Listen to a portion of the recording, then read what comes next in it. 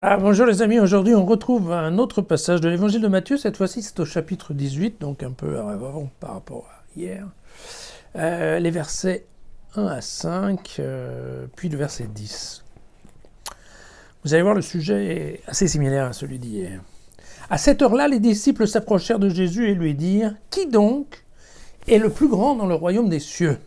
Alors appelant un enfant, il le plaça au milieu d'eux et dit « En vérité, je vous le déclare, si vous ne changez et ne devenez pas comme les enfants, non, vous n'entrerez pas dans le royaume des cieux. Celui-là donc, qui se fera petit comme cet enfant, voilà le plus grand dans le royaume des cieux. Qui accueille en mon nom un enfant comme celui-là m'accueille moi-même. Gardez-vous de mépriser aucun de ces petits, car, je vous le dis, aux cieux, leurs anges se tiennent sans cesse en présence de mon Père qui est aux cieux. Voilà, des morceaux de discours qu'on a déjà entendus par ailleurs, donc on ne devrait pas être tellement surpris. Il s'agit une fois de plus d'un texte de Matthieu, l'intention de ses amis juifs. Et bien entendu, la question est toujours celle, évidemment, de la place réservée dans le royaume des cieux.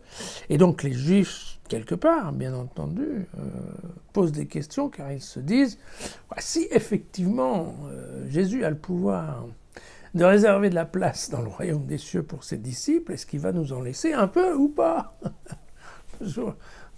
Mais un peu la même question qu'hier. On a bien compris que les collecteurs d'impôts et les prostituées allaient passer avant, mais est-ce qu'il y aura de la place pour tout le monde, hein?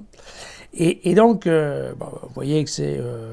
alors, le choix de l'enfant, il faut... Attention, on a toujours l'habitude, quand on entend ce nom-là, on réagit en bon...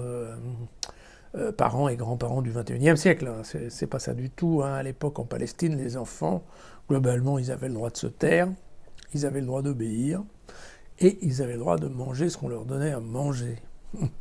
Donc c'est plutôt une notion, voilà, éventuellement de fragilité, en tout cas de respect par rapport aux aînés, hein, d'obéissance en fait quelque part. Et donc c'est ça l'idée. L'idée qu'en fait Matthieu transmet, c'est de leur dire attendez, vous les Juifs, arrêtez d'être prétentieux, arrêtez de penser que systématiquement le royaume des cieux vous appartient, parce que c'est pas ça. C'est pas ça. C'est pas ça. Donc, acceptez tout simplement ce que le Père vous donne. N'allez pas en réclamer plus et n'allez pas penser que parce qu'il vous donne, supposez vous donner à vous une part dans le royaume, comme juif, n'allez pas penser que pour autant personne d'autre ne peut rentrer. C'est pas ça la question. D'accord? Et donc, vous voyez, un enfant, comme devraient être tous les enfants qui voudraient être obéissants et qui voudraient aller dans le royaume des cieux. Bon, ok, on a la chance de pouvoir y aller, mais okay, on ne va pas faire de caprices ou estimer que nous seuls avons le droit de. Voilà.